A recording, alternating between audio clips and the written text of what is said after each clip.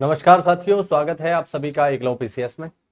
और ये है आज हमारा क्लास 7th का जियोग्राफी का लास्ट चैप्टर।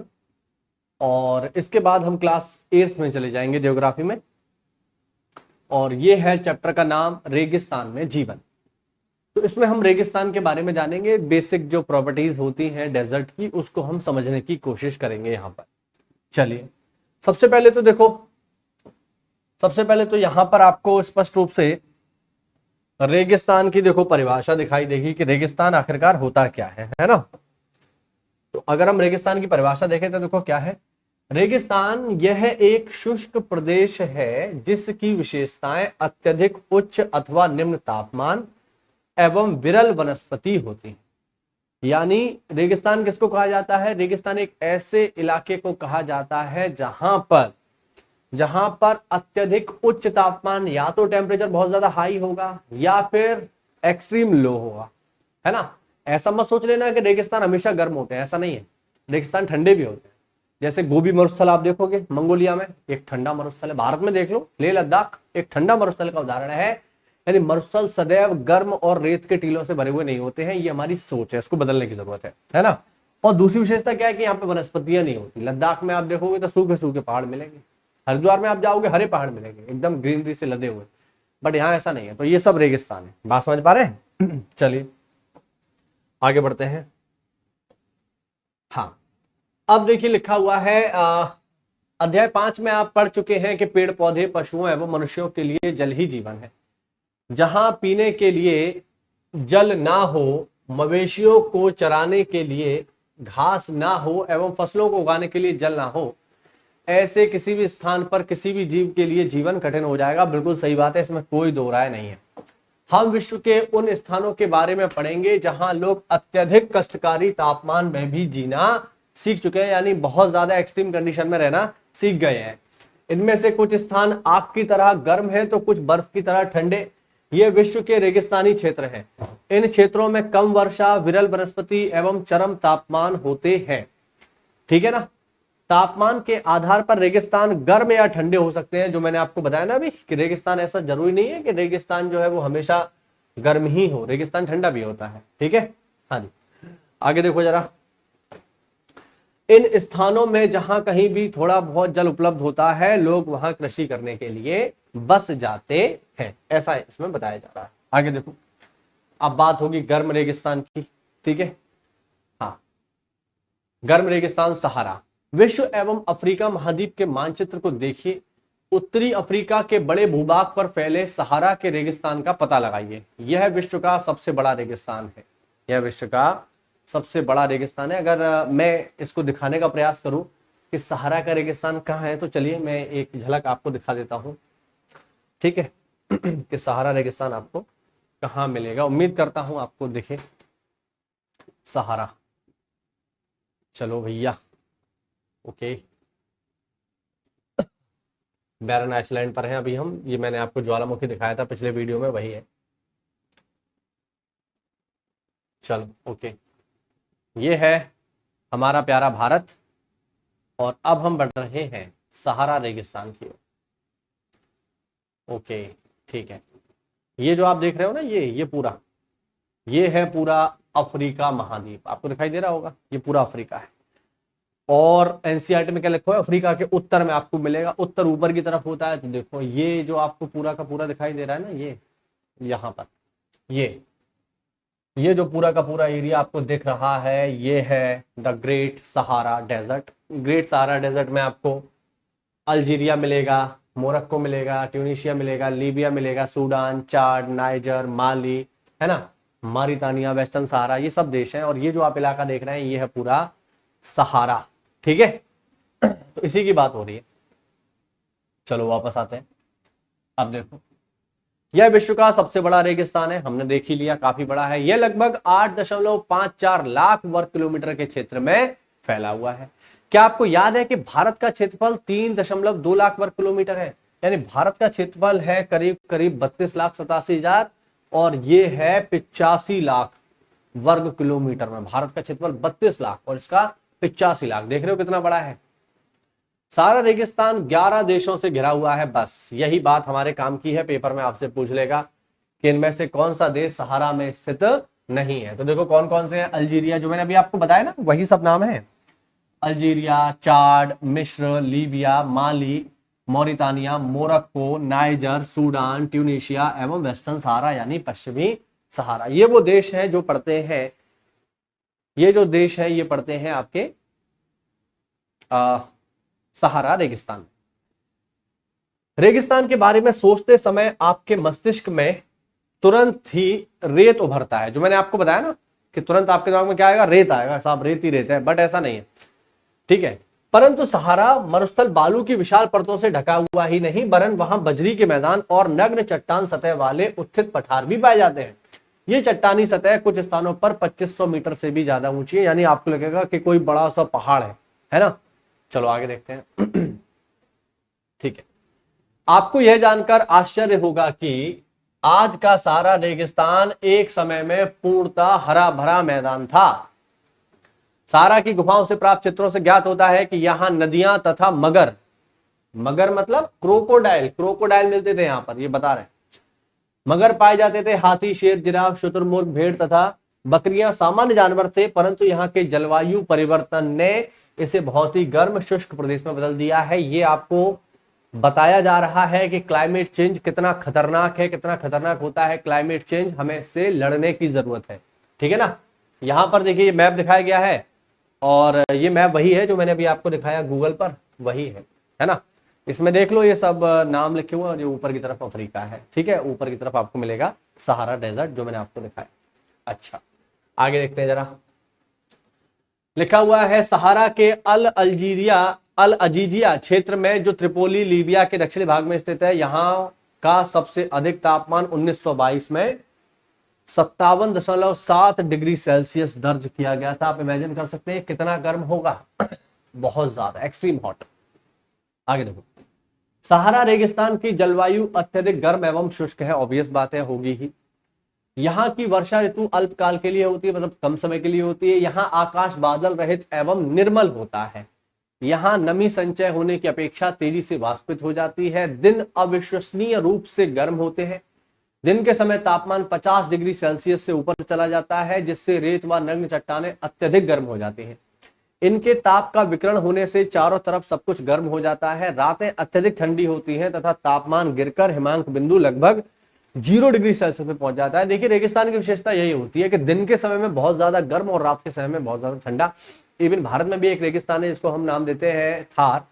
थार में दिन के समय आप भयंकर गर्मी झेलोगे और रात के समय आपको बहुत ज्यादा ठंड लगेगी, आपको कंबल ओढ़ना पड़ेगा, इतना ज्यादा टेम्परेचर लो हो जाता है। ऐसा क्यों? ऐसा इसलिए क्योंकि रेत जो है वो बहुत जल्दी हीट एब्जॉर्ब कर लेता है, और जितनी जल्दी हीट एब्जॉर्ब कर लेता है उतनी जल्दी उसे वापस भी कर देता है। इसलिए रेत बहुत जल्दी गर्म होता है और बहुत जल्दी ठंडा हो जाता है। ध्यान रखना इस बात को, है ना। आगे देखिए, सहारा रेगिस्तान की वनस्पतियों में कैक्टस, खजूर के पेड़, काकेशिया पाए जाते हैं। यहाँ कुछ स्थानों पर मरु उद्यान, खजूर के पेड़ों से घिरे हरित द्वीप पाए जाते हैं, ठीक है ना। जैसे इस तरीके से कुछ है ना। अच्छा, और यहाँ क्या क्या मिलेगा? ऊंट मिलेगा, सियार, लोमड़ी, सांप, बिच्छू, छिपकली, यहाँ पर ये सब आपको मिलेंगे, ठीक है ना। अब देखो, वैज्ञानिकों ने तो यहां से मछलियों के कंकाल भी निकाले हैं। तो अभी हमने स्टार्टिंग में देखा था ना कि जब यहाँ मगरमच्छ थे, तो मगरमच्छ कहाँ रहता है? पानी में रहेगा ना। तो जब मगरमच्छ मिला है यहाँ से खुदाई में, तो इसका मतलब मछलियां भी रही होंगी। मतलब ये इलाका किसी समय में पानी से डूबा रहा होगा, या पूरा इलाका नहीं तो कुछ हिस्सा इसका पानी में डूबा रहा होगा, झील नुमा कोई संरचना होगी। तो ये महत्वपूर्ण बात है, बट आज के समय में ये समाप्त हो चुकी है। आगे देखो, सहारा रेगिस्तान की कष्टकारी जलवायु में भी विभिन्न समुदायों के लोग निवास करते हैं, जो भिन्न भिन्न क्रियाकलापों में भाग लेते हैं। इनमें बेदुइन तथा तुआरेग भी शामिल हैं, ठीक है। अब ये आपसे पूछ लेगा कि बेदुइन तथा तुआरेग जनजाति या ये समुदाय आपको कहाँ मिलेगा, ठीक है। तो ये समुदाय आपको मिलेगा कहाँ? सहारा के रेगिस्तान में। चलवासी जनजाति वाले ये लोग बकरी, भेड़, ऊंट, घोड़े जैसे पशुधन को पालते हैं। इन पशुओं से लोगों को दूध मिलता है। इनकी खाल से ये पेटी, जूते, पानी की बोतल बनाने के लिए कपड़ा प्राप्त करते हैं, तथा पशुओं के बालों का उपयोग करके चटाई, कालीन, कपड़े, कंबल बनाते हैं। धूल भरी आंधियां तथा गर्म वायु से बचने के लिए ये लोग भारी वस्त्र पहनते हैं। चलिए आगे बढ़ते हैं। सहारा में मरु उद्यान एवं मिस्र में नील घाटी के लोगों को निवास में मदद करती है। यहाँ जल की उपलब्धता होने से लोग खजूर के पेड़ उगाते हैं। यहाँ चावल, गेहूं, जौ, सेम जैसी फसलें भी उगाई जाती हैं। मिस्र में उगाई जाने वाली कपास पूरे विश्व में प्रसिद्ध है। ठीक है ना। हाँ, तेल की खोज संपूर्ण विश्व में अत्यधिक मांग वाले इस उत्पाद का अल्जीरिया, लीबिया एवं मिस्र में होने के कारण सहारा रेगिस्तान में तेजी से परिवर्तन हो रहा है। ठीक है ना। हाँ, तो अभी तेल भी यहाँ से मिलने के चांस है, इस वजह से अन्वेषण हो रहा है, यहाँ पे खुदाई हो रही है, रिसर्च चल रही है, तो यहाँ पर बड़ी बड़ी मशीनें जो है लगाई जा रही हैं। ठीक। हाँ, सहारा की संस्कृति जीवन शैली में भी परिवर्तन आ रहा है। आज यहाँ मस्जिदों से ऊंचे कांच की खिड़कियों वाले भवन तथा ऊंटों के प्राचीन मार्ग के स्थान पर सुपर महामार्ग बन गए हैं। नमक के व्यापार में ऊंटों का स्थान ट्रक ले रहे हैं। तुआरेग लोग विदेशी पर्यटकों के लिए मार्गदर्शक का काम कर रहे हैं। आज अनेक चलवासी जनजाति के लोग शहरी जीवन की ओर जा रहे हैं, जहां पर वे तेल तथा गैस के कार्यों में नौकरी ढूंढ लेते हैं। ठीक है, तो ये है। अच्छा, और देखो यहाँ पर क्या लिखा है। हाँ, जब रेत को पवन उड़ा ले जाती है तो वहां गर्त बन जाती है। गर्त मतलब गड्ढा, गड्ढा बन जाता है, जहां गर्त में भूमिगत जल सतह पर आ जाता है। जहां गर्त में भूमिगत जल सतह पर आ जाता है वहां मरु उद्यान बनते हैं। ठीक है, ये क्षेत्र उपजाऊ होते हैं, लोग इनके आसपास निवास करते हैं तथा फसलें उगाते हैं। कभी कभी यह मरु उद्यान असामान्य रूप से बड़ा भी हो जाता है। मोरक्को में टेफिला लेट मरु उद्यान ऐसा ही एक विशाल मरु उद्यान है जो 13,000 वर्ग किलोमीटर के क्षेत्र में फैला हुआ है। ये बात आप लोग याद रखिएगा, इंपॉर्टेंट है ना। आपसे बिल्कुल पेपर में पूछ लेगा कि टेफिला लेट मरु उद्यान किस देश में अवस्थित है। तो साथियों, टेफिला लेट मरु उद्यान मोरक्को में अवस्थित है। आप इसको देख सकते हैं, महत्वपूर्ण बात है, पेपर में पूछी जा सकती है। चलिए, अब हम जरा बात करेंगे ठंडे रेगिस्तान की। ठीक है, अब देखो जरा। ओके, तो पहले बात करेंगे लद्दाख की। मैंने अभी आपको क्या बताया? मैंने अभी आपको बताया कि लद्दाख भी एक ठंडे रेगिस्तान का उदाहरण है। तो जरा उसी से शुरुआत करते हैं। लद्दाख शब्द दो शब्दों से मिलकर के बना है। ला, जिसका मतलब है पर्वतीय दर्रा, तथा दाख, जिसका मतलब है देश, यानी पर्वतीय दर्रों वाले देश को कहते हैं लद्दाख। अब देखो, पृथ्वी के सबसे ठंडे स्थानों में से एक द्रास लद्दाख में ही स्थित है। चलो, अब देखो क्या लिखा हुआ है। लिखा हुआ है जम्मू एवं कश्मीर के पूर्व में बृहत हिमालय में स्थित लद्दाख एक ठंडा रेगिस्तान है। इसके उत्तर में काराकोरम पर्वत श्रेणियां तथा दक्षिण में जास्कर पर्वत स्थित है। लद्दाख से होकर अनेक नदियां बहती हैं, जिनमें सिंधु नदी प्रमुख है। ये नदियां गहरी घाटियों तथा महाखड्गार्ज का निर्माण करती हैं। लद्दाख में अनेक हिमानियां हैं, जैसे ग्रेंगी हिमानी। अच्छा, यहाँ पर एक वर्ड आया है, गार्ज। गार्ज क्या होता है? ठीक है, तो ये आप लोग मुझे कमेंट करके बताना। मैं जानना चाहता हूं आप में से कितने लोग जानते हैं कि गार्ज क्या होता है। ठीक है, चलो देखते हैं कितने लोग इसका सही जवाब देंगे। ओके, लद्दाख की ऊंचाई कारगिल में लगभग 3,000 मीटर से लेकर काराकोरम में 8,000 मीटर से भी अधिक पाई जाती है। अधिक ऊंचाई के कारण यहाँ की जलवायु अत्यधिक शीतल तथा शुष्क होती है। इस ऊंचाई पर वायु परत पतली होती है, जिससे सूर्य की गर्मी अत्यधिक तीव्रता से महसूस होती है। ग्रीष्म ऋतु में दिन का तापमान 0 डिग्री सेल्सियस से कुछ ही अधिक होता है तथा रात में तापमान -30 डिग्री चला जाता है। शीत ऋतु में यहाँ बर्फीला ठंडा हो जाता है। तापमान लगभग हर समय -40 डिग्री सेल्सियस से नीचे रहता है। चूंकि हिमालय के वृष्टि छाया प्रदेश में स्थित है, अर्थात यहाँ पर बारिश नहीं होती है। रेन शेडो एरिया में है तो बारिश नहीं होती है। यहाँ पर मैप है, ये आप देख सकते हैं। ठीक है, ये है गिलगित। ठीक है, और ये कारगिल है, इधर जम्मू कश्मीर का पूरा मैप है, इसमें देख लो। ठीक है ना। हाँ, यहाँ पर आप इसको देख सकते हैं। चलिए आगे देखिए।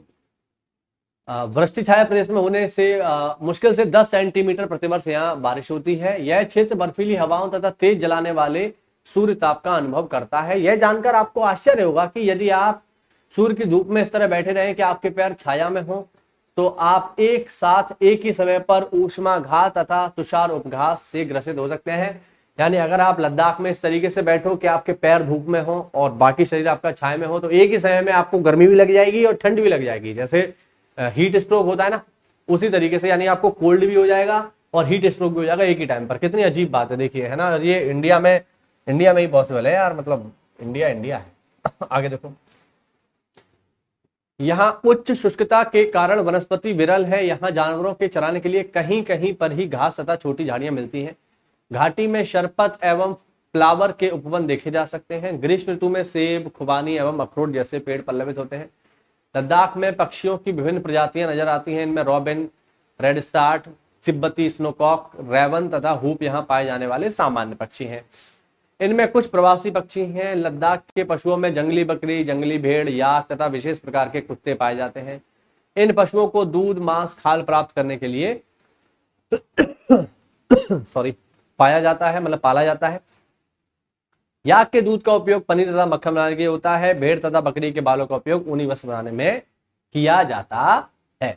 आगे देखिए, चीरू या तिब्बती एंटीलोप एक प्रकार का विलुप्त प्राय जीव है। इसका शिकार शाहतूत नामक इसके ऊन के लिए होता है। तो यहां पर जो कोई एग्जाम में क्या पूछ सकता है, एग्जाम में पूछ सकता है कि बताइए शहतूत नाम का जो ऊन है, शाहतूत नाम का जो ऊन है, ये कहां से मिलता है? तो तिब्बती एंटीलोप से। ध्यान रखना, शाहतूत नामक ऊन कहां से मिलेगा? तिब्बती एंटीलोप से होगा, जो वजन में हल्का तथा अत्यधिक नर्म होता है। तो याद रखना, यहीं से साथियों पेपर में सवाल बनते हैं, यहीं से, है ना। एनसीईआरटी में बाकी तो सब कहानी है, फैक्ट पर आप निगाह रखिए, फैक्ट क्या है। और जो मैं इंपॉर्टेंट फैक्ट बता रहा हूं उन्हें आप नोट करते जाइए। 100% अगर एनसीईआरटी से आएगा तो यहीं से आएगा और पेपर में आपको मिलेगा। बात समझ रहे हैं कि नहीं? चलो आगे बढ़ते हैं।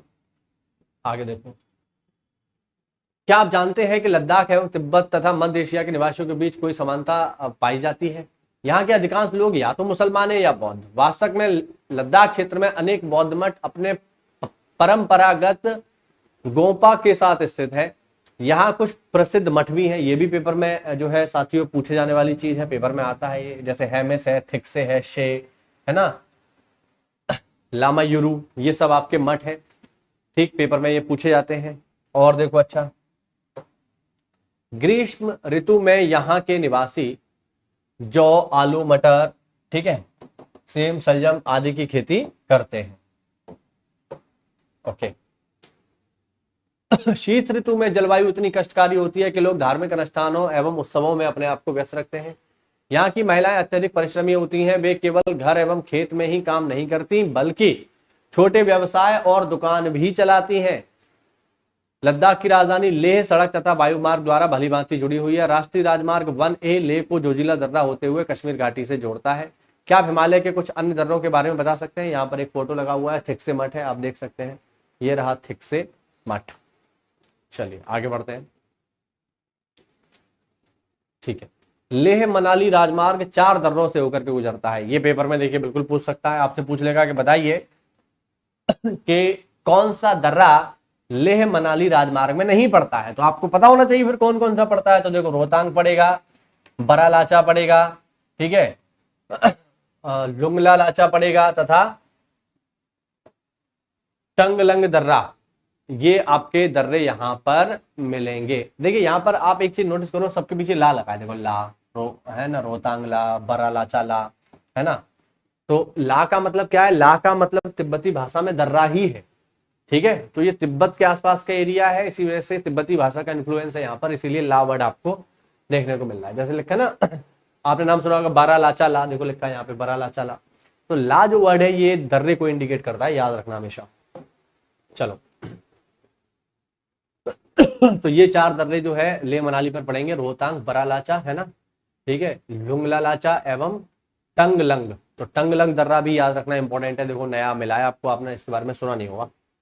चलो आगे देखो, यहाँ का मुख्य क्रियाकलाप पर्यटन है। देश विदेश से अनेक पर्यटक यहाँ पर्यटन के लिए आते हैं। गोम्पा दर्शन, घास के मैदान एवं हिम नदों की सैर एवं उत्सवों तथा अनुष्ठानों को देखना यहाँ के प्रमुख आकर्षण है। आधुनिकीकरण के फलस्वरूप यहाँ के जनजीवन में भी परिवर्तन आ रहा है, लेकिन लद्दाख के लोगों ने शताब्दियों से प्रकृति के साथ समन्वय एवं संतुलन करना सीखा है। जल एवं ईंधन जैसे संसाधनों की कमी के कारण ये आवश्यकता अनुसार एवं मितव्ययता से ही इनका उपयोग करते हैं और कुछ भी व्यर्थ नहीं करते, क्योंकि भैया अगर व्यर्थ करेंगे तो फिर कुछ बचेगा ही नहीं, क्योंकि एक तो वैसे ही इतनी खराब कंडीशन है यहाँ पे। अब हमारी तरह जैसे हम लोग मैदानों में रहते हैं, अंधाधुंध पानी बहा रहे हैं, अंधाधुंध पेट्रोल डीजल इस्तेमाल करते हैं, तो ये भी ऐसा करने लगे तो स्थिति गंभीर हो जाएगी, क्या करेंगे। अब देखो कुछ क्वेश्चन है यहाँ पर, इन्हें देख लो। विश्व में कौन कौन से 2 प्रकार के रेगिस्तान पाए जाते हैं? तो अभी तो मैंने बताया, या तो मिलेंगे शीत या मिलेंगे उष्ण यानी गर्म। सारा रेगिस्तान किस महाद्वीप में है? तो अभी हमने देखा अफ्रीका। लद्दाख रेगिस्तान की जलवायुगत परिस्थितियां क्या है? तो बहुत ज्यादा ठंडी है और विषम है। लद्दाख में पर्यटकों के लिए प्रमुख आकर्षण क्या है? सारा रेगिस्तान के लोग किस प्रकार के वस्त्र पहनते हैं? ये सब हमने इसमें पढ़ा है ना। लद्दाख में उगने वाले पेड़ों के नाम बताइए। इसके अलावा ये देखिए यहाँ पर कुछ जो है आपको सवाल मिले हैं, इनको देखो जरा। सारा अफ्रीका के किस भाग में स्थित है? अभी मैंने आपको बताया था। सारा किस प्रकार का रेगिस्तान है? जब मैंने आपको बताया। लद्दाख में अधिकांश निवासी कौन है? तो अभी जस्ट हमने इसको देखा था। रेगिस्तान की विशेषता क्या होती है? हेमिस क्या है? ठीक है ना, ये सब अभी हमने पढ़ा है, वही सब है ना। ठीक। और मिस्र किस फसल के लिए फेमस है? तो ये सब जो है अभी हमने पढ़ा और ये हुआ ये आज का चैप्टर। कोई भी डाउट हो कमेंट के माध्यम से पूछिए, मैं डाउट क्लियर करूंगा। और कल हम पढ़ेंगे क्लास 8th की ज्योग्राफी का चैप्टर नंबर 1। उम्मीद करता हूं आपको ये चीजें समझ में आ रही होंगी। थोड़ा समय लगेगा लेकिन आप इसको पढ़िए, जीएस आपकी कंप्लीट हम करवाएंगे, हमारी जिम्मेदारी है। तो जुड़े रहिए, थोड़ा सपोर्ट दिखाइए, चैनल को सब्सक्राइब करिए। मिलते हैं क्लास में, तब तक के लिए जय हिंद, जय भारत, वंदे मातरम।